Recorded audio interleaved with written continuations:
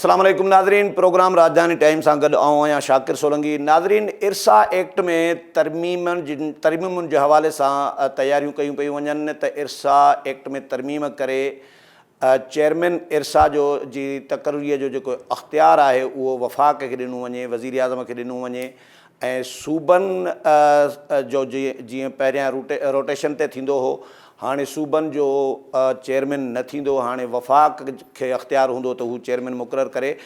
इरसा 1992 में इरसा जेको आहे उहो क़ाइमु थियो हो ऐं जेको पाणीअ वारो मुआइदो आहे जेको 91 अकार्ड आहे 1991 में थियो, उनखां 1 साल पोइ इरसा क़ाइमु थी त इरसा इन अकार्ड तहत क़ाइमु थी आहे। हाणे जॾहिं इरसा एक्ट में तरमीमूं थींदियूं त इहो ईअं हूंदो जीअं 91 अकार्ड खे टोड़ण जे मुतरादिफ़ हूंदो। पीपल्स पार्टी इन में पंहिंजो हिकिड़ो जेको मशकूक किरदारु पीपल्स पार्टीअ जो नज़र अचे पियो। इन मामले ते ॻाल्हाईंदासीं। पीपल्स पार्टी क़ौमी असेंबली में टीं वॾो एहतिजाज कयो 48 लख एकड़ ज़मीनुनि जे हवाले सां, पाणीअ जे हवाले सां, त इन जे लाइ पाणी किथां ईंदो। पर इरसा एक्ट ते पीपल्स पार्टी बतौर पार्टी ॻाल्हाइण लाइ तयारु न आहे ऐं ला इल्म बि नज़र अचे पई। हिक तरफ़ पीपल्स पार्टीअ जी ख़ातून मेंबर MNA जेका आहे महताब अकबर राशिदी साहिबा जो है उहा सवाल कनि थियूं वज़ीर खां, आबी वसाइल जो जेको वज़ीर आहे मुसद्दिक़ मलिक, उन खां सवाल कनि थियूं इरसा एक्ट में छा तरमीम कई थी वञे त हू एतिराफ़ करे थो त तरमीम कंदी हुकूमत। पर ॿिए तरफ़ पीपल्स पार्टी बाक़ी पीपल्स पार्टी ख़ामोश आहे इन ते। क़ुर्बान बलोच साहब असां सां मौजूदु आहिनि, पाणीअ जा एक्सपर्ट आहिनि, सीनियर जर्नलिस्ट आहिनि, सीनियर तजिया निगार आहिनि। स्टूडियो में असांखे जॉइन कयो आहे, वेलकम कयूं था क़ुर्बान साहब खे। क़ुर्बान साहब सां गॾु तय्यब बलोच सीनियर जर्नलिस्ट आहिनि ऐं पाणी खोट जा जेके मुतासिर जेके आबादगार आहिनि उन्हनि में तय्यब बलोच बि शामिल आहे। तय्यब बलोच खे बि वेलकम कयूं था। क़ुर्बान साहब खां शुरू कंदासीं। क़ुर्बान साहब, पीपल्स पार्टी हिक तरफ़ महताब अकबर राशिदी साहिबा सवाल करे थी वज़ीर खां त छा इरसा एक्ट में तरमीम कई थी वञे, ॿिए तरफ़ बाक़ी पूरी पीपल्स पार्टी या त ख़ामोश आहे या ला इल्मी जो इज़हार करे थी या त ॻाल्हाइणु नथी चाहे। कल्ह इवन मां साईं ख़ुर्शीद शाह सां बि ॻाल्हायो प्रोग्राम लाइ, उन चयो त मूंखे का ख़बर न आहे त ही कहिड़ी पॉलिसी पई हले पीपल्स पार्टी। पॉलिसी इहा पई हले ऐं वरी सदर ममलिकत जे निगरानीअ में पियो थिए इहो सभु। जी बिल्कुलु, जेके शयूं ऑन द रिकॉर्ड अचनि पियूं, इरसा जो 12 अगस्त ते हिकिड़ो ख़त वाटर पावर मिनिस्ट्री जे सेक्रेटरी खे जारी कयो वियो आहे। उन जी कापी मूं वटि मौजूदु आहे। उन में सेक्रेटरी खे ख़िताब में इहा शइ तस्दीक कई वई आहे त सदर वटि मीटिंग थी आहे 8 जुलाई ते। जी, ही कापी मां तव्हां सां शेयर बि करे सघां थो, पंहिंजे नाज़रीन सां बि शेयर कयां थो, करे सघां थो। उन में इहा शइ चई वई आहे त सदर वटि मीटिंग थी ऐं उन मीटिंग जी रोशनी में ही कापी मां तव्हां सां यकीन पंहिंजे सामिन सां शेयर कंदुसि। उन में सेक्रेटरी खे मुखातिब थी चयो वियो आहे त सदर वटि जुलाई में मीटिंग थी आहे। उन जे हिदायतनि जे रोशनी में तरमीमूं तयारु कयूं वयूं आहिनि ऐं उहे तरमीमूं तव्हां सां शेयर कयूं वञनि थियूं इरसा जे फोरम तां। ऐं इहा कापी सूबाई जेके इरसा मेंबर्स आहिनि उन्हनि खे मोकिली वई आहे, सिंध बलूचिस्तान सभिनी मेंबरनि खे। ऐं वॾी ॻाल्हि इहा आहे त इहा मीटिंग, इन जा मिनट्स बि हिन इरसा जी मीटिंग खां अॻु में सर्कुलेट थिया। तक़रीबन 3 सुफ़नि ते ॿधल इहा मीटिंग आहे ऐं उहा कारपोरेट फार्मिंग जे हवाले सां मीटिंग आहे, जंहिंमें हिकु अधु जनरल मौजूदु हुयो, मुसद्दिक़ मलिक मौजूदु आहे ऐं इहे सभु मौजूदु आहे, जंहिंमें इहो फ़ैसिलो कयो वियो त इरसा एक्ट में तरमीम थियणु घुरिजे। सामीन खे, नाज़रीन खे इहो यादि ॾियारियां त तहरीक इंसाफ़ केयरटेकर दौर हुकूमत में इहे तरमीमूं तजवीज़ थियूं ऐं उन वक़्तु आरिफ अलवी सदर हुयो ऐं उनखे चयो वियो त हू ऑर्डिनेंस जारी करे एक्ट में तरमीम जे हवाले सां। अलवी साहब इन खां इनकार कयो त हीअ गैर आइनी आहे, गैर कानूनी आहे, एक्ट में मां इन हवाले सां के तरमीम। ॾिसो, उर्दू ॻाल्हाईंदड़ जी बिल्कुलु सदर इनकार थो करे ऐं सिंधी ॻाल्हाईंदड़ सदर सिंधवासी आहे ऐं हुनजो सिंध सां तालुक़ु रहियो आहे, पुराणो तालुक़ु रहियो आहे। पर बदकिस्मती सां असां वटि as a whole, as a common तौर ते इहो तासुर रहियो आहे त PTI सिंध सॼणु नाहे, पाकिस्तान पीपल्स पार्टी सिंध सॼणु आहे। पर हिन सॼे अमल में शयूं बिल्कुलु मुतज़ाद आहिनि। जंहिंखे असांजो अवाम असांजा माण्हू इहो सम्झनि था त सिंध सॼण न आहे, उन जमात जे सदर इहो आर्डिनेंस जारी करण खां इनकार करे छॾियो ऐं निगरान हुकूमत दौर में कानून वारी वज़ारत इन जो नोटिफिकेशन जारी कयो ऐं उन में मां हिकिड़ी शइ ज़रूरु पंहिंजे नाज़रीन खे ॿुधायां, उन वक़्तु बि कैबिनेट में 2 सिंधी वज़ीर मौजूदु हुआ जिन जे मौजूदगी में इहे तरमीमूं थियूं ऐं उन्हनि मां हिकु वज़ीर सां मूं पाण राब्तो कयो, उन इनकार कयो त अहिड़ी का तरमीम कोन पिया बिल्कुलु ग़लति आहे। उहा जंहिं कैबिनेट जी निगरान जे कैबिनेट में इहा तरमीम तजवीज़ थी मंज़ूर थी, उन में हिकिड़ो सिंधी वज़ीर मौजूदु हो, उन जा फोटेज मौजूदु आहिनि ऑन द रिकॉर्ड। ॿियो वज़ीर उन वक़्तु कराची वियल हो। बहरहाल उहो एज़ अ वफ़ाक़ी हुकूमत जे तर्जुमान हू ज़रूरु यकीनी तौर ते बाख़बर हूंदो त हीअ तरमीम थिए पई। ठीकु, हाणे जुलाई में सदर वटि इहा मीटिंग थी कारपोरेट फार्मिंग वारी, उन जे रोशनी में सदर हिदायतूं जारी कयूं इरसा खे त तरमीमूं तजवीज़ तयारु करे वज़ारत खे ॾिनियूं वञनि। उन जे रोशनी में इरसा वटि मीटिंग थी आहे, इरसा जे समूरनि मेंबरनि पंहिंजो आउटपुट ॾिनो, तरमीमूं तयारु थियूं। पंहिंजे नाज़रीन खे इहा ॿुधायां त सदर वटि जेका मीटिंग थी शाकिर, उन में सदर जूं वाज़े हिदायतूं आहिनि त जेको इरसा चेयरमैन थींदो उहो वफ़ाक़ जो ई थींदो, एक ई ग्रेड जो मुलाज़िम हूंदो, उहो ई चेयरमैन हूंदो, पर सदर जी हिदायत इहा आहे त उहो पुछड़ी जे इलाइक़नि मां हुजणु घुरिजे। पाणी जे हवाले सां सिंध और बलोचिस्तान असांजी पुछड़ी सम्झिया वञनि था, पर जेके तरमीमूं थियूं आहिनि या तजवीज़ कयूं हुयूं उन में इन नुक़्ते खे उॾायो वियो आहे, इहो नुक़्तो ख़ारिज कयो वियो आहे, उहो नुक़्तो तरमीमनि में शामिल न आहे। इहो सदर खे नोटिस में आहे ॻाल्हि? आई डोंट, मुंहिंजे इल्म में न आहे। इहो मुंहिंजा ज़रिया चवनि था त तरमीमनि में सदर जी जेका इहा हिदायत आहे इनखे नज़रअंदाज़ कयो वियो, इनखे स्केप कयो वियो, इनखे ॿाहिरि रखियो वियो, तरमीमनि में इहो नुक़्तो शामिल न आहे। ठीकु, इहे तरमीमूं तयारु थियूं, इरसा जे समूरनि मेंबर इन ते सहियूं कयूं, मुंहिंजा ज़रिया चवनि था, ऐं उन खां पोइ इहे वज़ारत खे मोकिलियूं वियूं। जॾहिं इहा तजवीज़ आई त हीअ तरमीमूं तयारु थियूं, सूबा मेन स्टेक होल्डर्स आहिनि पाणी जे हवाले सां, इहे तरमीमूं सूबनि सां शेयर कयूं, उन खां पोइ वज़ारत खां मोकिलियूं वञूं त उन्हनि इरसा खे सख़्ती सां इहा हिदायत कई वई त कंहिं बि सूबे खे तरमीमूं शेयर नाहिनि करणियूं, उन्हनि खे नाहिनि मोकिलियूं। सिधो सऊं सेक्रेटरी वाटर खे मोकिलियो ऐं उन खां पोइ इहे तरमीमूं 12 अगस्त इरसा जे लेटर जी रोशनी में वज़ारत खे मोकिलियूं वियूं। हाणे इन ते पेशरफ़ जा 2 तरीक़ा आहिनि, हिकिड़ो त एक्ट ऑफ पार्लियामेंट में पेश थिए, इरसा एक्ट में तरमीम थिए, ऐं ॿियो इहो आहे त जॾहिं असेंबली सेनेट जा इजलास न हुजनि सदर आर्डिनेंस जारी करे, जंहिंजी रोशनी में थींदो इहो त एक ई ग्रेड जो हिकिड़ो ऑफिसर उहो इरसा जो चेयरमैन हूंदो, जेको वफ़ाक़ जो हींअर बि मेंबर थिए थो। अॻे इहो थींदो हो त रोटेशन ते हर साल हिकिड़ो वफ़ाक़ जो मेंबर चेयरमैन थींदो हो, पोइ सूबनि जा थींदा हुआ, इहो रोटेशन हिकिड़ो हलंदो। हाणे न थींदो, हाणे सिर्फ़ु वफ़ाक़ जो नुमाइंदो इरसा जो चेयरमैन रहंदो, मुस्तक़िल उहो रहंदो, ऐं उन खे वसी तर अख़्तियार ॾिना विया पाणी जी विर्छ जा, उनखे ऑपरेट करण जा, इरसा जे फ़ैसिलनि जा एक्सपर्ट कमेटी हू क़ाइमु कंदो, कंहिं बि पाणी जे वहिकिरे खे हू स्ट्रेटेजिक पॉइंट डिक्लेयर करे सघंदो, जंहिंजी रोशनी में हू पाक फ़ौज जूं ख़िदमतूं बि हासिलु करे सघे थो।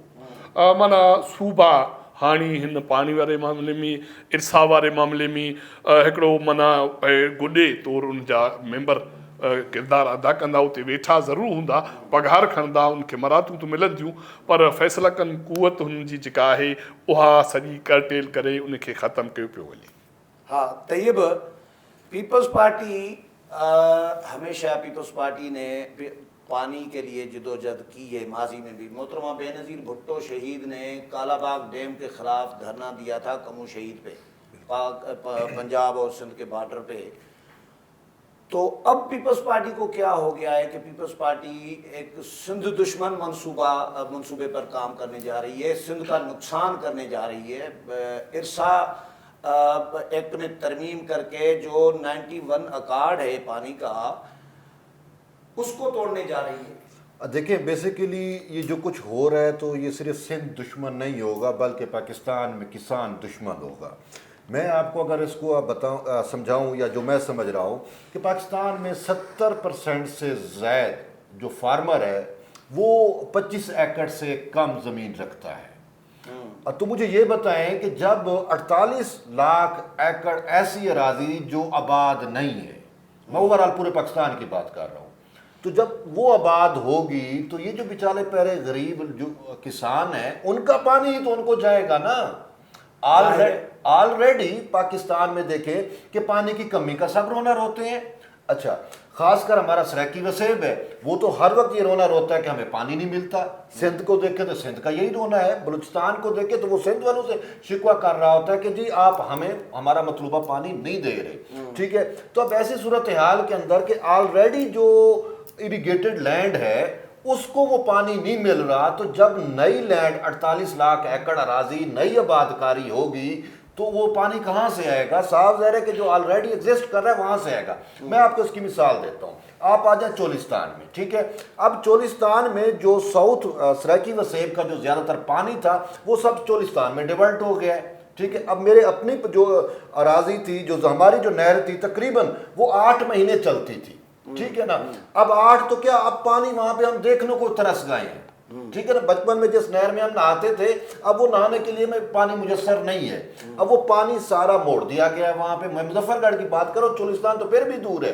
अब चोलिस्तान के मैं वासियों की अगर आपको बात करता हूँ, आपको पता है चोलिस्तान में अक्सर काहत भी आता है, लोगों को जानवर मरते हैं पानी की किल्लत की वजह से। होता क्या है, वहां पे जो नहरें निकल रही हैं, जो नहर जो है वो फौजी रकबा जात को जा रही है, वो तकरीबन 8 महीने 9 महीने लबालब भरी रहेगी। और जो नहरें आम आवाम को जा रही हैं, ठीक है, वो खुश्क पड़ी हैं। तो यही कुछ तो ओवरऑल पूरे पाकिस्तान में होगा। और बाकी बात अगर आप सिंध की करें तो सिंध तो ऑलरेडी टेल पे है। ठीक है, और मुझे अफसोस है यहाँ पे कहना पड़ेगा, मुझे दुनिया की कोई ऐसी कौम बता दें, कोई ऐसी नेशन बता दें जिसने अपने दरिया बेचे। मेरे सराकी वसेब में ये एक कंसेप्ट है, वो ये कहते हैं पंजाबियों ने अपने दरिया बेच दिए, अब हमारे सिंधु पे कब्जा कर रहे हैं। ठीक है, ये सिंध तो हमारे वसेब से होके गुजरता है ना, तो भाई उन्होंने अपने दरिया बेच दिए। अब जो बच्चा कुचा दरिया है सिंध, उस पर कब्जे की कोशिश कीजिए। और इसमें आगे आपको थोड़ा सा अगर मजीद एलिबोरेट करूं, जो आप अगर दरियाई सिस्टम को समझे ना, कुदरत ने एक पूरा एक शहकार, वो पंजाबी ने तो नहीं बेचे थे, अयूब खान ने, वो तो पंजाबी नहीं था। तो मैं एक वसेब की आम बात कर रहा हूँ कि वो तो यही समझते हैं ना। ठीक है, वो बेशक पंजाबी नहीं था, लेकिन पंजाब हमेशा डोमिनेट रहा है। और आज पंजाब दरिया सिंध का पानी पी रहा है, अपने दरिया तो उसके चले गए, इंडिया के पास चले गए, इंडिया के पंजाब के पास चले गए। ठीक है ना, तो सिंध का पानी पी रहा है। अच्छा, खुदा ने जब ये दरियाई सिस्टम, एक अल्लाह का एक नेचर है, ये मेरे और आपके क्रिएट करना नहीं है, तो उस अल्लाह कुदरत ने ना कुछ चीज़ें रखी हैं जो मैं एक लोकल मिथ बताऊंगा, जो दरियाओं को समझते हैं। वो कहते हैं कि दरियाओं के ना जोड़े होते हैं, दरिया भी नर मादा की सूरत में होता है। अब सिंधु इस नर है। अब नर दरिया की एक मैं आपको थोड़ी डेफिनेशन बताऊं। नर दरिया वो होता है जो कहीं से तो निकलता तो कहीं से है, सपोज तिब्बत से निकल रहा है, लेकिन वो गिर रहे समंदर में। दुनिया में कोई भी आप ऐसा दरिया उठा लें जो समंदर में गिर रहा हो, वो नर दरिया कहलाएगा। और उस खित्ते में बाकी जो नहरें हैं या ट्रिब्यूटरीज होती हैं, वो उस नर दरिया में जाके गिरती हैं। अब आप सिंधु की पूरी केमिस्ट्री पढ़े, पूरे खित्ते को देखें, तो इस खित्ते में जो सिंध की मादाएं थी वो तो हमने इंडिया को दे दी। सिंध तो ऑलरेडी मतलब है वो तो प्यासा है, ऑलरेडी उसकी प्यास पूरी नहीं हो रही। तो उसमें जो एडिशनल आ रही थी, रावी सतलुज है, रावी है, दरिया ब्यास था, वो तो आपने इंडिया को दे दिए ना। तो सिंध तो ऑलरेडी जो कुदरत ने सिंध का एक स्ट्रक्चर बनाया है सिंधु दरिया का, वो तो ऑलरेडी बेचारा अधूरा है, प्यासा है, मुतासा है। ठीक है, मैं तो उसको कहूँ प्यासा है, दरिया होके भी प्यासा है। जो कुदरत ने उसकी प्यास बुझाई थी, वो हमने उसकी प्यास वाली लाइनें काट दी हैं। अब बच्चा कुचा जो दरिया है उसके ऊपर भी अब जो है ये अटेम्प्ट्स हो रही हैं, और उससे फर्क क्या पड़ेगा। अच्छा, मैं आपको बताता हूँ, थोड़ा फ़र्क ये है कि आप हमारे सराकी वसेब में आ जाए तो उसमें कहीं ना कहीं हमें एक एज मिल जाता है कि ठीक है, हमारा पानी अगर चोलिस्तान में चला गया, कहीं और चला गया, तो हमें कुदरत ने अंडर वाटर टेबल दिया हुआ है। हम ट्यूबवेल लगा के पानी अब इरिगेशन कर सकते हैं, अगरचे थोड़ा हमें एक्स्ट्रा उस पर खर्चा करना पड़ता है। लेकिन सिंध में तो ज़्यादातर रकबे में ये चीज़ अवेलेबिलिटी नहीं है कि वो ज़ेर ज़मीन पानी भी नहीं निकाल सकते। ठीक है, तो ये तो एक है। दूसरा, आपने जो पीपल्स पार्टी वाली बात की, तो मैं नहीं समझ सकता कि पीपल्स पार्टी ऐसा कर सकती है। अगर ये पीपल्स पार्टी ऐसा करेगी तो ये तो एक मुल्क के साथ ज्यादती है, छोटे किसानों के साथ ज्यादती है। हम ये कहते हैं पीपल्स पार्टी जो वो हमेशा किसान की बात करती है। ठीक है ना। अब आप कारपोरेशन वालों को या ये जो भी एक पूरा मैकेनिज्म आ रहा है पाकिस्तान ग्रीन इनिशिएटिव का, उनको आप पानी देंगे, जिस बेचारे की 5 एकड़ ज़मीन है, जिसको 1 घंटा पानी के वारा मिलता है या 2 घंटे पानी का वारा मिलता है, ठीक है, वो बेचारा क्या करेगा। ये तो ओवरऑल किसान दुश्मनी, और सिंध के साथ और बलूचिस्तान के साथ तो बहुत बड़ी ज्यादती होगी, जिसका फिर अजाला नहीं है। लेकिन इस चीज़ का मुझे कहीं ना कहीं ये भी लगता है कि सरदार जरदारी साहब ने सदर बनने से पहले एक आइडिया भी दिया था। अब ये नहीं पता कि वो आइडिया कितना कार फरमा होगा या कितना कारगर होगा। वो कहते हैं, उन्होंने अगरचे बलूचिस्तान के हवाले से दिया, सागर बलूचिस्तान में पानी जाएगा तो सिंध से ही होके जाएगा, क्योंकि जो बलूचिस्तान का इरिगेशन सिस्टम है वो दरिया सखर बराज से ही सारी चीज़ें निकल के जाती हैं और उधर वहाँ पे जाते हैं। तो वो कह रहे थे कि जी हम जो है वो ताजिकिस्तान से पानी लेके आएंगे, पूरा उन्होंने मैप भी दिया था।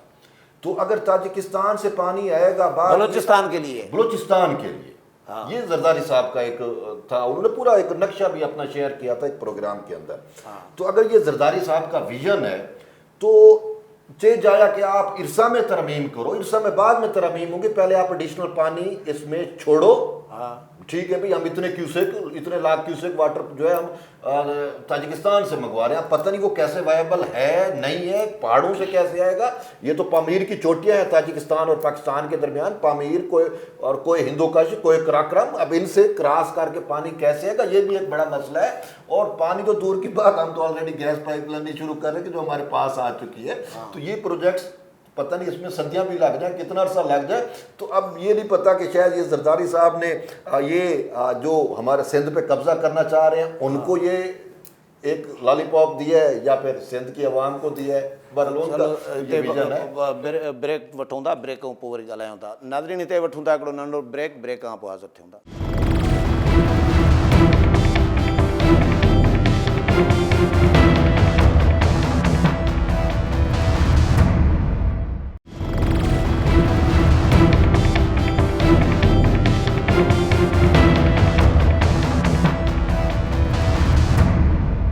वेलकम बैक नाज़रीन, पाण इरसा जे एक्ट में तरमीम जे हवाले सां ॻाल्हायूं पिया। असांखे स्टूडियो में मौजूदु आहिनि असां सां गॾु क़ुर्बान बलोच साहब, सीनियर जर्नलिस्ट आहिनि, पाणीअ जा माहिर आहिनि, ऐं तय्यब बलोच बि मौजूदु आहिनि। क़ुर्बान साहब, 3 ॾींहं पीपल्स पार्टी वॾो शोर हंगामो खड़ो कयो, बर्पा कयो क़ौमी असैम्बलीअ में। इहो 48 लख एकड़ ज़मीन, पाणी कीअं पूरो थींदो, इन ते त रोअण धोअण करे थी पीपल्स पार्टी। शक इहो ज़ाहिर कयो पियो वञे माहिरनि जे तरफ़ां त पीपल्स पार्टी यानी उहो जो ॿिटो मयार जंहिंखे चइबो आहे, ॿिटो मयार अप्लाए करे पई हिते, त पीपल्स पार्टी ही इशू इन जे करे उथारियो आहे त जीअं इरसा एक्ट में तरमीम तो तवजो हटाए सघिजे। हेतिरो अरसो पीपल्स पार्टी ख़ामोश हुई, निगरान हुकूमत इहे ज़मीनूं ॾिनियूं न बकौल पीपल्स पार्टीअ जे, जो बकौल हुकूमत जे बि, त निगराननि हुकूमत ॾिनी, निगराननि खे एतिरा महीना थी विया आहिनि, पीपल्स पार्टी इशू कोन पई उथारे। हाणे हिन मौक़े ते इशू उथारण जो इहो मक़सदु छा आहे?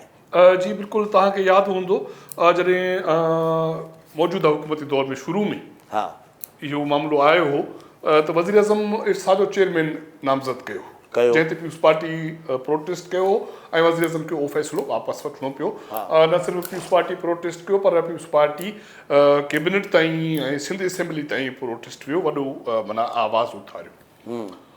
उन खां पोइ हाणे पीपल्स पार्टी जेका 3 ॾींहं जी तव्हां ॻाल्हि कयो त उहो कारपोरेट फार्मिंग ते प्रोटेस्ट करे थी, एहतजाज करे थी, उन ते एतिराज़ बि करे थी, पर इरसा एक्ट में तरमीम ते एतिराज़ नथी करे। तव्हां क़ौमी असेंबली में न ॿुधो हूंदो। उहो ईअं आहे त जॾहिं ज़रिया ॿुधाइनि था त सदर वटि इहे मीटिंग्स थियूं पए, त उन वक़्तु जॾहिं पहिरियां प्रोटेस्ट आयो हो सिंध तरफ़ां ऐं वज़ीर आज़म खे इहो फ़ैसिलो वापसि वठिणो पियो हो, उन खां पोइ जेके धुरियूं इहे तरमीम चाहिनि पियूं, कारपोरेट फार्मिंग चाहिनि पियूं, वधीक इज़ाफ़ी ज़मीन जेको आबाद करणु चाहिनि पियूं, उहे उन्हनि ताक़तवर धुरियुनि जे वजह मातहत इहे सॼी आबादी थींदी जंहिंखे केर बि उनजो हथु रोके नथो सघे।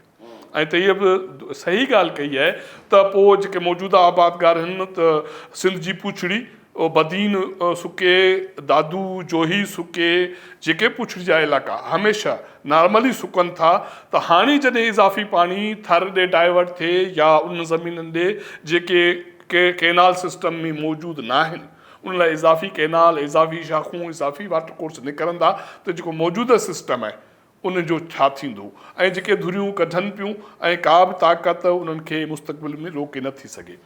हाणे जॾहिं सदर वटि इहे मीटिंग्स थियूं पियूं, उन वक़्तु ज़रिया ॿुधाइनि था त उन धुरियुनि सिंध हुकूमत खे, सिंध जे वज़ीरनि खे, सिंध कैबिनेट खे बाज़ाब्ता तौरु मैनेज कयो, उन सां मीटिंग्स कयूं, कराची में मीटिंग्स थियूं ऐं मुरादल शाह सां वटि मीटिंग्स थियूं, उन्हनि खे सम्झायो वियो, उन्हनि खे उन जा स्क्रूटाइट करे उन्हनि खे इहो ॿुधायो वियो त हिन मामले ते गोड़ नाहे थियणो ऐं हीउ मामिलो थी रहंदो ऐं इहो मामिलो थी रहंदो। सो ही उन जो नतीजो आहे त हाणे तव्हां बिल्कुलु सही ॻाल्हि कई आहे, पीपल्स पार्टी हाणे फेसिविंग जे तौर ते कारपोरेट फार्मिंग ऐं इहे शयुनि ते गोड़ गमसान थोरो घणो कंदी, पर हिन मामले ते हींअर बि केरु नथो ॻाल्हाए। उन जो मिसाल इहो आहे त सिंध में इरसा जो चेयरमैन मुंहिंजा ज़रिया ॿुधाइनि था, जॾहिं हीअ तरमीमूं थियूं त हुन पंहिंजी सूबाई हुकूमत खे इहा ॼाण ॾिनी त हीअ तरमीमूं तजवीज़ कयूं हुयूं जेके वज़ारत खे मोकिलियूं पई। उन ते सूबाई हुकूमत ज़बानी कलामी कुझु वज़ीरनि इख़्तिलाफ़ त कयो, ॻाल्हि बि कई ऐं एतिराज़ कयो, पर लिखत में सिंध हुकूमत तरफ़ां हींअर ताईं को बि इतराज़ वफ़ाक़ी हुकूमत खे नाहे आयो त हीउ न थियणु घुरिजे। इहे मुंहिंजी ज़रियनि जी दावा आहे ऐं हींअर ताईं मां इन ते क़ाइमु आहियां। इन जो मतिलबु आहे त ज़बानी कलामी इन मामले खे लही मिटी करिणो आहे। बाज़ाब्ता तौर ते सिंध हुकूमत इन ते को प्रोटेस्ट न कंदी, छो त सिंध हुकूमत खे, सिंध कैबिनेट खे, वज़ीरनि खे, पीपल्स पार्टी खे एज़ अ होल मजमूई तौर ते मैनेज कयो वियो आहे। ही जेको इरसा एक्ट में तरमीमूं कयूं पियूं वञनि ऐं इरसा चेयरमैन खे इख़्तियार ॾिना पिया वञनि ऐं चेयरमैन खे मुक़ररु करण जो इख़्तियार वफ़ाक़ खे ॾिनो वञे थो, वज़ीर आज़म खे ॾिनो थो, हिन जो डायरेक्ट लिंक 48,000 एकड़ 48 लख एकड़ ज़मीनुनि सां न आहे? जी बिल्कुलु, प्रोजेक्ट एग्ज़ैक्टली इन सां कारपोरेट फार्मिंग सां आहे, जंहिंजी ज़िम्मेवारी निगरान हुकूमत दौर में जिन धुरियुनि खे ॾिनी वई, उन वक़्तु बि सूबाई हुकूमत ऑन बोर्ड हुया जेके केयर टेकर हुया। मां सम्झां थो त मुदस्सिर मलिक मुसद्दिक़ मलिक टियों ॾींहुं हिकिड़ो सही नुक़्तो उथारियो, बाबा ही मामिलो फ़ैसिलो थियो निगरान हुकूमत दौर में। हा, सिंध हुकूमत हाणे तव्हांखे एतिरा तव्हां फ़ैसिलो वापसि वठो। पीपल्स पार्टी को का वापस लो ना फैसला। पीपल्स पार्टी जी हुकूमत आहे, सिंध में पीपल्स पार्टी जी हुकूमत आहे, बलूचिस्तान पीपल्स पार्टी जी हुकूमत वापस ले ले तो चवंदा त असां इन मामले के फ़ैसिले के निगरान हुकूमत। ऐं इन ते तव्हांखे यादि हूंदो त मुराद अली शाह जॾहिं हुकूमत ठही त उन्हनि इहो इतराज़ उथारियो हो, नुक़्ता मुराद अली शाह उथारिया, केयर टेकर दौर में कुझु अहिड़ा फ़ैसिला थिया जेके बुनियादी फ़ैसिला थिया जेका चूंडियल हुकूमत उनखे रिवर्स कंदी, पर को बि फ़ैसिलो रिवर्स नाहे थियो। इन जो मतिलबु तव्हां सम्झी सघो था त शयूं कीअं मैनेज कयूं वयूं, कीअं ताक़तवर धुरियूं हिन खे सॼे अमल खे रूल कनि थियूं। हाँ, तैयब, पीपल्स पार्टी पे क्यों आप होला हाथ रखना चाह रहे हैं? मैंने आपसे पहले सवाल किया पहले सेगमेंट में कि जरदारी साहब के दौर में पीपल्स पार्टी की पॉलिसियाँ क्यों चेंज हो गई हैं जो मोहतरमा के दौर में हुआ करती थीं। मेरा सवाल आपसे ये था, आपने नर दरिया और मादा दरिया में हमें पता नहीं किधर लेके गए। नहीं, देखें, उसमें मैंने आपको कहा कि जरदारी साहब ने अपना एक विजन तो दिया है, ठीक है। जरदारी चूँकि वो ख़ुद ज़िम्मेदार है, वो समझता है पानी की अहमियत कितनी है। अगर वो ये कह रहा है कि जी मैं बलूचिस्तान की गैर आबाद ज़मीन को भी आबाद करना चाहता हूँ और वो भी ताजिकिस्तान के पानी से, तो इसका मतलब है उसके पास अपना कोई विजन जरूर नहीं, तो वो ताजिकिस्तान वाला पानी पहले लेके तो आए, ज़रूरत तो पूरी करें। यही तो मैंने बात की कि अब ये भी देखना है कि वो वायबल है नहीं है। ये जो इरसा एक्ट है, मैं इस चीज़ को उस टाइम का काबिल अमल समझूंगा कि पहले आप ताजिकिस्तान से लेके आए, दुनिया के किसी भी कोने से लेके आए, पहले आप वो एडिशनल पानी लेके आए जो 48 लाख एकड़ अराजी के लिए फुलफिल हो। ऑलरेडी जो पानी एग्जिस्ट कर रहा है दरिया सिंध में, वो तो ऑलरेडी जितने भी पाकिस्तान के फार्मर्स हैं, चाहे वो सिंध में बैठे हैं, बलूचिस्तान में बैठे हैं, हमारे वसीब में बैठे हैं, उनके लिए नाकाफ़ी है। ٹھیک ہے, جب آپ 48 لاکھ کے لیے, جیسے قربان صاحب کہہ رہے تھے کہ آپ نئی برانچیں بنائیں گے, نئی نہریں کھودیں گے, تو اس کے لیے یعنی کہ نئی زمین آباد کاری کریں گے, تو وہ پانی تو ناکافی ہے. تو میں تو اس وجہ سے اب اگر آپ وہ تاجکستان والا بھی پروجیکٹ لے کے نہیں آ رہے, اور ابھی جو ایگزسٹنگ واٹر ہے اس کو آپ جو ہے وہ کارپوریٹ سیکٹر کو دینا چاہ رہے ہیں, اور عام کسان سے, غریب کسان سے, چاہے وہ سندھ کا ہے, چاہے بلوچستان کا ہے, چاہے وہ ٹیل پہ جو رہ رہا ہے, اس سے وہ پانی کھینچنا چاہ رہے ہیں. اس میں اگر پاکستان پیپلز پارٹی ملوث ہے, اس کو اگر ساتھ دے رہی ہے, تو میں تو یہ کروں گا کہ پاکستان پیپلز پارٹی کے پاس قلعہ ہے سندھ. دیکھیں پاکستان پیپلز پارٹی یہی مان سکتے ہیں نا, اقتدار کے لیے ایسا کر رہی ہوگی, سیاست کے لیے ایسا کر رہی ہوگی, مسلم پسندی کا شکار ہو گئی. ٹھیک ہے, آپ مسلم پسندی کا شکار ہو سکتے ہو سیاست کے لیے, لیکن بات یہ ہے کہ آپ اپنا قلعہ کھو دو گے. آج ہم اگر مورد الزام ٹھہراتے ہیں کہ ایوب نے دریا بیچ دیے ہیں, تو کل کو کہیں یہ نہ ہو کہ اہل سندھ کہیں کہ زرداری دریا بیچ گیا سندھو. سندھی تو میری سوچنے میں مجبور ایسا ہی ہے. ہو قربان صاحب, غلام علی تالپور ہے نا, غلام علی تالپور, انہوں نے کہا تھا وزیر کو پرسوں کہ یہ جو کمپنیز کا نام دیا جا رہا ہے یہ ایکچولی نئے چودھری, نئے بھوتار, نئے جاگیردار, نئے وڈیرے بنانے جا رہے ہیں. ایسا ہی لگ رہا ہے؟ نہیں, یہ میرے خیال میں پاکستان کے ریاست میں باضابطہ طور پہ ایک ریاستی ادارے کو اسٹیک ہولڈر کے طور پر ان کو شیئر دیا جا رہا ہے. کارپوریٹ فارمنگ وہ SIFC کے شکل میں ہو, وہ کارپوریٹ فارمنگ کی شکل میں ہو, وہ اداروں کے سربراہوں کی تقرری کی شکل میں ہوجے. تازو मुंहिंजे ख़्याल में नादरा खां पोइ FCPS जी उन जी चेयरमैन जी मुक़ररी थी आहे. इहे समूरा मामला जेके आहिनि उन में जेका बि हिकिड़ा इदारा जिन जी हिकिड़ी ज़िमेदारी मुल्क जो दिफ़ा ऐं जेके ॿी ज़िमेवारी आहे उन्हनि जी जेके बि नुमाइंदा आहिनि उन्हनि जी जेका रियासत में रियासती इदारनि में मुदाख़लत आहे, शेयरिंग आहे, भाईवारी आहे, उहा वधंदी पई वञे. हाणे वफ़ाक़ी हुकूमत में वफ़ाक़ी इदारनि में इन हद ताईं बि ॻाल्हि थिए थी त हाणे को बि उन्हनि जो नुमाइंदो पुछा करे इदारे में नथो अचे. हू अचे थो उन्हनि जो नुमाइंदो, कुर्सी ॻेले थो, अची इदारे जे सरबराह सां वेहे थो, कंहिं में ज़रूरत न आहे त उन ते एतिराज़ उथारे. जॾहिं अहिड़ी सूरताल रहंदी त मुंहिंजे ख़्याल में इहो रियासत जे इदारनि लाइ मुस्तक़बिल में हली नुक़सान थींदो. जेके हाणे हींअर ताईं उन्हनि ते मुख़्तलिफ़ इतराज़ आहिनि, मुख़्तलिफ़ इल्ज़ाम आहिनि, उन दौरान जेकॾहिं अञा बि वधीक इन हवाले सां इल्ज़ाम अचनि था त मुंहिंजे ख़्याल में एज़ अ रियासत पाकिस्तान लाइ, पाकिस्तानी मफ़ादनि लाइ ऐं रियासत इदारनि जी इज़त नामूस लाइ मुंहिंजे ख़्याल में फ़ाइदेमंद न हूंदो. कुर्बान साहब, वज़ीर साहब जो फरमा रहे थे मुसद्दिक मलिक कि हम टेलीमेट्री सिस्टम पे काम कर रहे हैं और लगा देंगे. साईं खुर्शीद शाह ने कहा कि मैं वज़ीर रहा हूँ, मैंने भी कोशिश की, मैं नहीं लगवा सका, तो आप भी नहीं लगवा सकेंगे. हाणे लॻे पियो, लगे पे? हाँ हाणे लॻे न, पियो. जब पानी हाँ बिल्कुलु पानी नहीं होगा तो सर टेलीमेट्री क्या इन करेगा? जो पाणी सां कोई ताल्लुक़ कोन्हे, इन जो बि पैसनि सां ताल्लुक़ आहे. मां पंहिंजे नाज़रीन खे तव्हां सभिनी दोस्तनि खे शेयर कया जेको मूं वटि इतलात आहिनि त कुझु ॾींहं अॻु में गुज़िरियल महीने टेलीमेट्री सिस्टम पाकिस्तान जे 17 खां वधीक जायुनि ते नस्ब करण हवाले सां मुआहिदो थी वियो आहे. निस्पाक कंसल्टेंट कंपनी आहे, वाबडा एग्जीक्यूटिव अथॉरिटी आहे. तक़रीबन 21 अरब रुपयनि जो इहो प्रोजेक्ट लॻे पियो. मुशरफ दौर में इहो प्रोजेक्ट 45 करोड़ में लॻो हो, 45 करोड़. हाणे उहो प्रोजेक्ट ऑलमोस्ट सेम नोयत जो 21 अरब में लॻे पियो ऐं ताक़त वारा लॻाइनि पिया. ऐं जेको ताज़ो प्लानिंग कमीशन जे डिप्टी चेयरमैन जी जो इस्तीफ़ा वारो अमल आहे उहो उन सिलसिले जी उन प्रोजेक्ट सां ॻंढियल आहे. ऐं उन मुंहिंजे इतला मुताबिक़ उन प्रोजेक्ट जो ठीको उन कंपनी खे ॾिनो वियो आहे जेका कंपनी क्वालिफाई न पई करे. ऐं उन कंपनी पंजाब में 4 प्रोजेक्ट लॻाया जेके नाकाम थिया.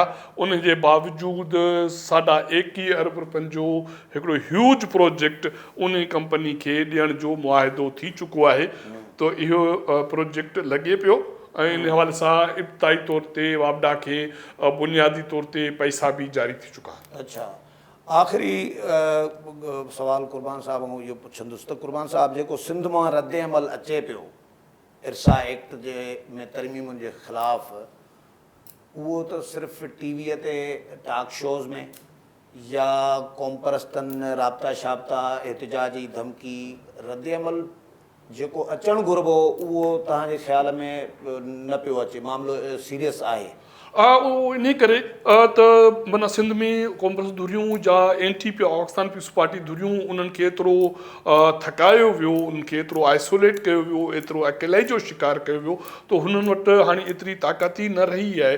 छो त तव्हां बहरिया टाउन वारो प्रोटेस्ट ॾिठो, उन खां पोइ कारकुननि ख़िलाफ़ु तव्हां केस ॾिठा, अॻवान ख़िलाफ़ु केस ॾिठा, ऐं उन खां पोइ हिकु ॿ जो कार्रवायूं थियूं, उहो सकरनि में कार्रवाई थिए या जेका बाद वारे पैसे कार्रवायूं सियासी कारकुननि तरफ़ां थियनि, ऐं पाकिस्तान पीपल्स पार्टी एज़ अ सूबे खे हर उन अमल ते पुलिस गर्दी खे जंहिं नमूने सां इस्तेमालु करे पई, सो तंहिं करे सियासी जमातूं मुंहिंजे ख़्याल में हिकिड़ो त कमज़ोर थी वियूं आहिनि, ऐं ॿियो उहे ख़ौफ़ जो शिकार आहिनि, जंहिंजे करे जेतिरो प्रोटेस्ट जेतिरो एहतिजाज सिंध मां उथणु खपंदो हो, उहो यकीनी तौर ते तव्हां सही था चओ त उहो न पियो थिए। पर सराइकी बेल्ट त बिल्कुलु ख़ामोश हूंदो आहे, त ये भी सराइकी बेल्ट, चलो सिंध में कुछ न कुछ कौम परस्त एहतजाज करते हैं, सराइकी बेल्ट में भी बाशऊर लोग बैठे हुए हैं, कौम परस्त लोग भी बैठे हुए हैं, शायर अदीब और जो वसेब के लिए जान देने के लिए तैयार हैं, लेकिन इन मामलात पे वो खामोश होते हैं। अच्छा, मैं आपको अगर बताऊं कि सिंधु पे सबसे ज़्यादा स्टडी सराइकी वसेब की है, और मैं देखता हूं कि अक्सर जब कोई इवेंट त्यौहार आते हैं तो उनको देखता हूं कि वो बाकायदा फूल लेके ढोल की थाप पे जाके सिंधु में फूल भी निछावर करते हैं, तो वो एक मोहब्बत है, ठीक है, जो सराइकी वसेब की सिंधु से है या दरिया सिंध के साथ है, और वो सबसे ज़्यादा प्रोटेस्ट भी करते हैं। लेकिन बात ये है कि चलो सिंध के अंदर एक अलग डायनामिक्स हैं, यहाँ पे वो ताकत में नहीं है, और वो कौम परस्त और वो इस टाइप की, क्योंकि सिंध में हमें कौम परस्त जमातों की और उनकी एक पूरी एक बाकायदा हिस्ट्री मिलती है। लेकिन जैसे कुर्बान साहब ने कहा कि सिंध में भी जो कौम परस्त जमातें थीं या जो वो इतनी कमज़ोर हो गई हैं, तो बेचारे सराइकी वसेब में कौन सी बचती है। सराइकी वसेब में जितने भी कौम परस्त हैं वो मिल मिला के वापस पीपल्स पार्टी के झंडे तले आ जाते हैं। तो अब जब पीपल्स पार्टी अगर इस तरतीब में जा रही है, या वो, क्योंकि ये पीपल्स पार्टी की उसके बगैर नहीं हो सकता, चाहे वो एक्ट ऑफ पार्लियामेंट में एक्ट आए तो पीपल्स पार्टी ही अगर वो साथ देगी तो हो सकेगा, वरना नहीं होगा, और सदर तो वैसे पीपल्स पार्टी का बैठा है। तो ऐसी दो सूरत हाल के अंदर अब पीपल्स पार्टी अगर इसका साथ दे रही होगी तो सराइकी वसेब का मुफक्किर, शायर, वो जो सिंधु लवर है, वो शायद ना बोले। सही, सिंपल सी बात, अगर पीपल्स पार्टी रेजिस्ट करेगी तो आपको सराइकी वसेब में भी रेजिस्टेंस मिलेगी। चले बहुत शुक्रिया दोनों ॿिनी महिमाननि जी महिरबानी। नाज़रीन, अॼु को प्रोग्राम पंहिंजे पुॼाणीअ ते पहुतो। अॻिले प्रोग्राम में नए महिमान ऐं नए मौज़ू सां गॾु हाज़िर थींदासीं। अल्लाह हाफ़िज़।